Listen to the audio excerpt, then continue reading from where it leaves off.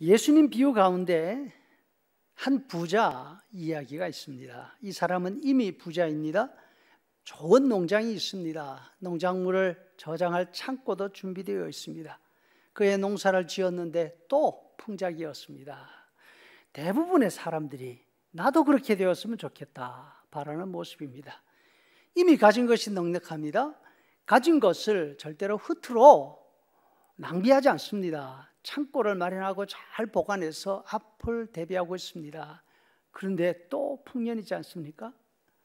이 사람은 비난받을 일이 없습니다. 오히려 칭찬받아야 할 사람입니다. 남의 땅을 빼앗은 적, 농장에서 일한 사람들이 임금을 착취한 적 그런 거 없습니다.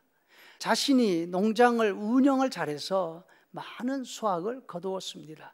새롭게 거둔 농작물도 건수할 계획을 세웁니다. 기존 창고가 비좁다. 헐어내고 더 큰 창고를 지어야 되겠구나. 얼마나 철저한 사람입니까? 계획이 아주 구체적입니다. 이렇게 농사 짓는 기술도 좋고 그 수확물을 관리할 능력도 되면 이 사람은 앞으로 무슨 일을 하든지 늘 성공할 것입니다. 그런데 예수님이 이 사람에 대해서 칭찬하지 않으십니다. 오히려 생각이 없는 사람이라고, 어리석은 사람이라고 말씀하십니다. 다른 비유에서 예수님은 준비성이 없다고 제자들을 꾸짖으십니다.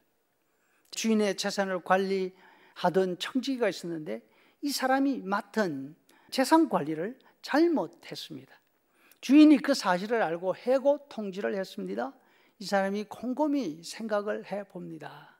자신은 농사를 지어본 적이 없고 여기에서 쫓겨나면 영락없이 홈리스가 될 판입니다. 아무리 봐도 진짜 생각이 없는 사람입니다.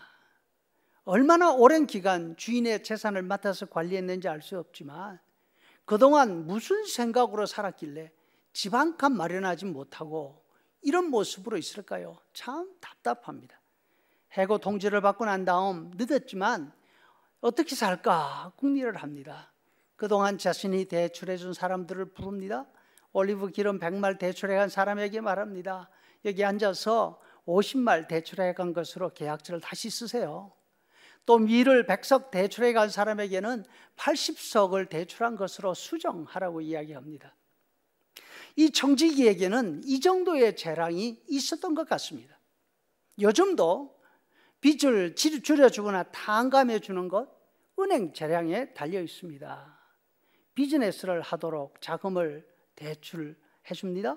일이 계획대로 되지 않아서 비즈니스를 접을 지경이 된다면 그대로 두면 빌려준 자금 회수가 어렵고 부실 채권만 늘어나지 않습니까? 은행은 스스로 판단해서 자금 상환 기간을 늘려주기도 합니다. 때로는 융자금을 절반으로 줄여서 부실 채권을 가볍게 하지 않습니까?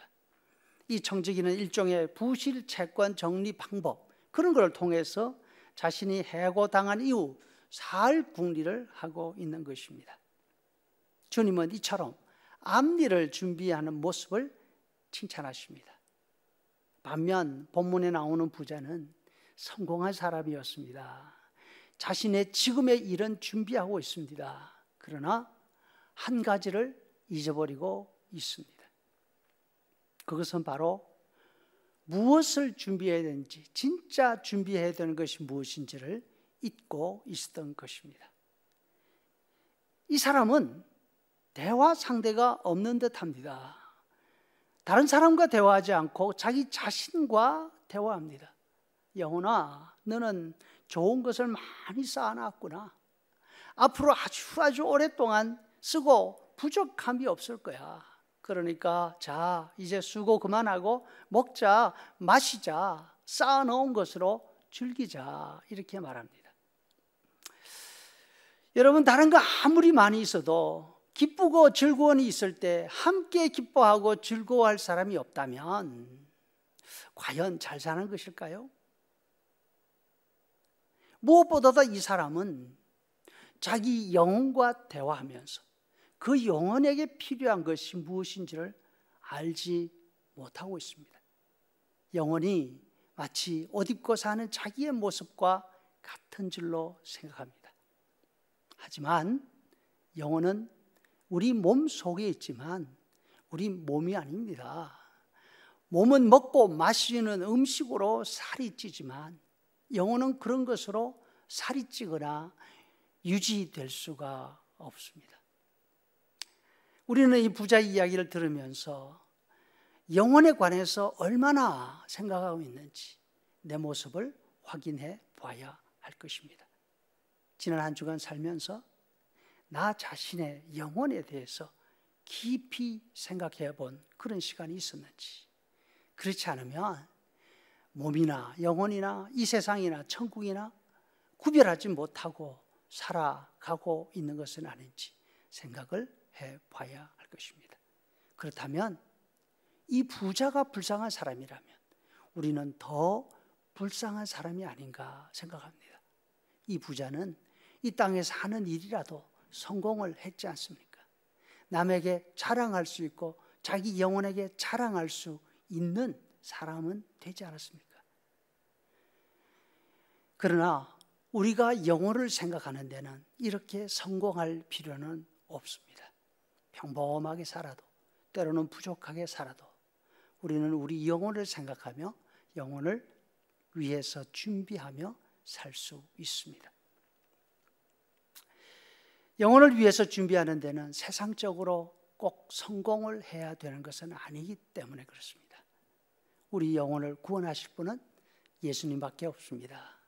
우리 영혼을 지옥 형벌에서 구원해 주시기 위해서 우리 대신 십자가 지신 예수님, 그분이 우리의 영혼을 살리시는 것입니다. 이번 한 주간도 살아가시면서 예수님과 예수님의 십자가를 생각하면서 우리의 영혼을 주님께 늘 맡기는 그런 시간이 되기를 바랍니다.